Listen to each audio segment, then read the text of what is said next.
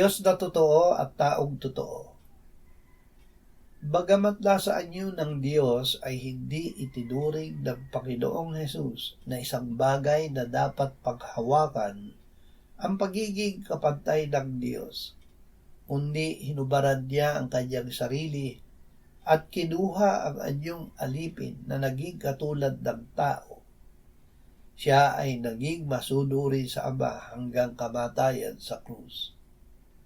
Bilang sanggol na anak ng tao ay ipinailalim niya ang kanyang sarili sa kautusan na sinunod ni Jose at Maria.